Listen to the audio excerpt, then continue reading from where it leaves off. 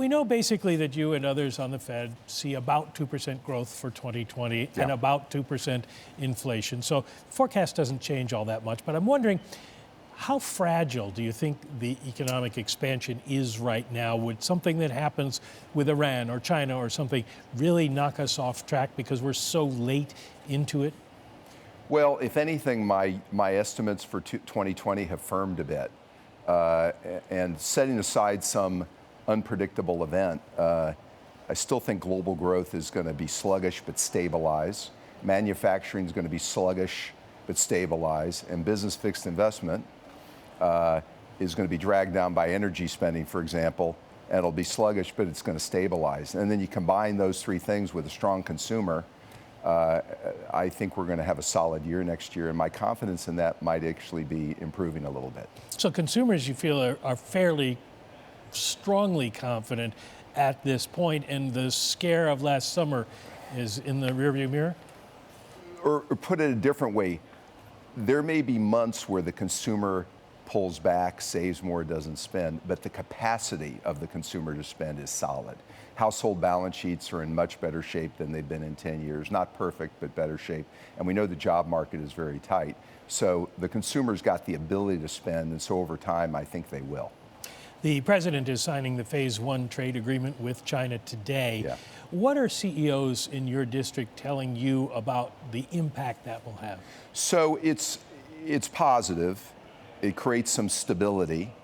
It doesn't remove trade issues going forward. We're going to have trade issues with China for years. But a phase 1 deal is much better than the alternative, which would have been continued the September tariffs in place and escalating tariffs. And so this is much better than the alternative. So it's not that the deal itself for businesses I talk to is so significant, but the stability is significant. And then you combine that with hopefully USMCA getting ratified and some stability in the trade relationship with Mexico and Canada. And it doesn't remove trade issues and trade uncertainty, but it creates a little bit more predictability and a little more stability, and that's positive. Should we see more business spending then? Not necessarily. I think on balance, anything that helps reduce uncertainty will help business spending. And so I think it'll get a little better this year, a little bit more stable. You offset that against the fact that a big part of business spending in the United States, I mentioned earlier, is energy. And because global growth is sluggish, we think energy capex in 2020 could be down as much as 10 to 15%. And so you'll still see sluggish business spending, but on balance, all things being equal, less trade uncertainty will help that. Well, obviously the fracking industry has gotten more productive as years go by. So if we see that kind of decline in energy infrastructure spending, do we also see job losses at the same time? We're seeing some job losses actually, and we have seen some job losses. You're right. The industry is more productive, can do more per well and per rig with fewer workers. But all things being equal, job growth in the energy sector is going to be very sluggish. Now, you've cut rates 3 times last year, the last time in October, which investors saw as sort of a green light for investment. And after your December meeting, when you basically forecast no rate moves this year at all, the S&P's been up 5% since then. Do you worry about your impact on asset prices? Yes, I do.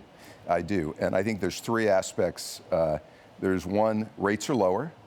And we lowered rates last year, and I was a supporter of those rate reductions because I was worried about weakness in the economy. Then there's a perception that the bar is higher for future rate increases. I don't know if I completely agree with that, but that's part of our communication. And then the third issue is, in order to address this repo issue, we've grown the balance sheet. Now, I think we've done what we had to do, but I'm very sensitive from here that we need to be finding ways to limit and temper the growth in the Fed balance sheet. But I'm conscious all three of those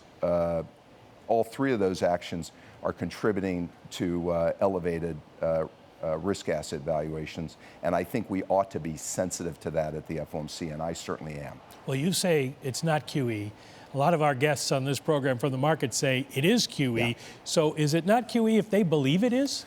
So it's, on the one hand, it's not QE because we're not buying along the curve. On the other hand, my own view is it's having some effect on risk assets. It's a derivative of QE, and that when we buy bills and we inject more liquidity, it affects all risk assets, and I'm of that view. So for me, this is why I say growth in the balance sheet is not free. There's a cost to it, and we ought to be very disciplined about it and sensitive to it.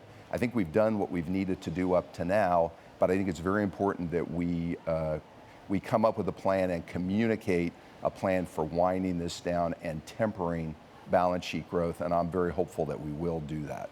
We are speaking with Dallas Fed President Robert Kaplan on Bloomberg Television and Radio worldwide. How surprised are you that unemployment has gotten this low without triggering inflation? Is there a change in inflation dynamics? So I'm not that surprised, and you know, for the last few years I've been talking about the cyclical elements of inflation and the structural elements. So unemployment being low historically would have triggered more cost increases, wage increases, would have led to price increases.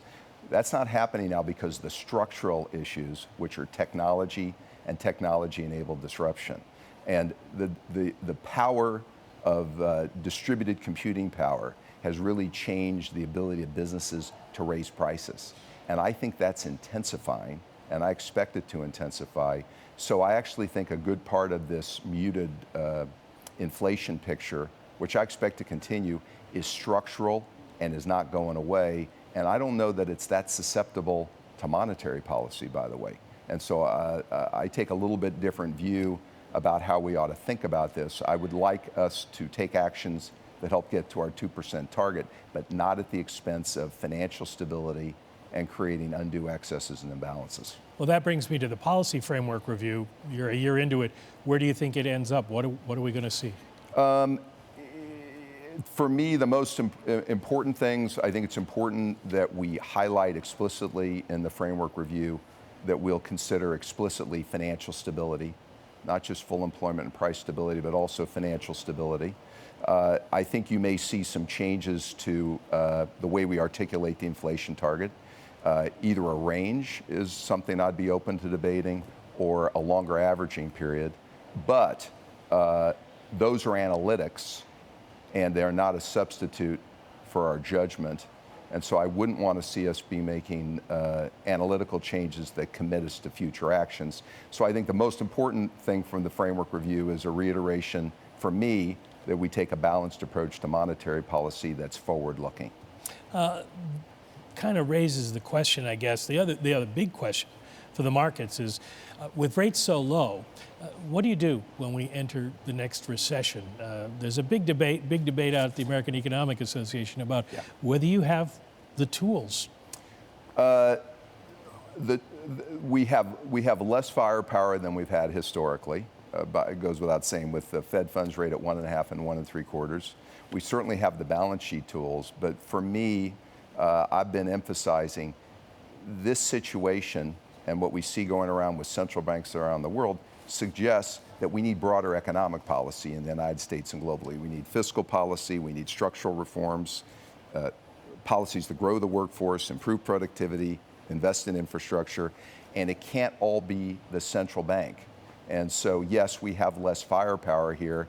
And for me, it's not that we ought to come up with new and more exotic tools at the Fed. It suggests this is a sign that we need to broaden economic policy in the United States to policies beyond just monetary policy. Well, you guys are all saying we need additional fiscal policy, but there's no fiscal authority saying, yes, we should do that. When you talk to members of Congress, what do they say? When I talk to members of Congress about slowing workforce growth and the need to invest in education, on both sides of the aisle, it's hard to not find enthusiastic agreement. There's just, the question is, can we get some of these policies done? What I'm finding is there is action being taken locally, for example, on education. So Texas is a good example, where the state just passed substantial education reform, and there's substantial initiatives to do skills training. So there are actions happening. We just need to ramp them up. And when I'm talking about policies other than monetary policy, I'm not talking so much about a fiscal boost as I am about structural reforms, immigration reform. And we've done a lot of work at the Dallas Fed that suggests we would be well served to look at Canada to have a more skills-based, employment-based immigration system. But if we don't have immigration, we think workforce growth is going to continue to decline. So those are the kinds of issues we need to be flagging. And monetary policy is not a substitute for action on those fronts. Well, you're sort of describing what Larry Summers has called secular stagnation, low rates, low growth, low inflation. Alvin Hansen talked about it in the 1930s. Is that where we are today? I don't know if I won't give a label to it, but I think there's no getting around the fact that the structural drivers in the U.S. economy and globally are leading to slower growth. And what I mean by that is if you go back to the 70s, if workforce growth, let's say, was around plus or minus 2%, it's declining down to the point where in the 2010s, we think it'll be less than 0.25%. We've got to deal with that reality. I don't think we're talking about that enough. And we need policies, and we can do things that address that. But the reason I keep flagging it, and I'm glad others are flagging it, is there are things we need to do beyond just monetary policy. Well, one last question about monetary policy. You may have heard it's an election year. Yes, I've heard that. And the Fed historically stays on the path that they're on during an election year. If they're raising, they raise. If they were lowering, they lower. You're on hold. As you get closer to November, does that put more pressure on you just to stay on hold? I know it's been a factor in the past. I think, though, everything I try to do in this job, and I think my colleagues around the table take the same approach, or try to divorce ourselves from political considerations of political influence. And if I felt strongly as we got into the middle of the year or later that we needed to take action, I would still want to be advocating action. At the moment, I'm not forecasting that, but I think we've got to do what's right for the U.S. economy.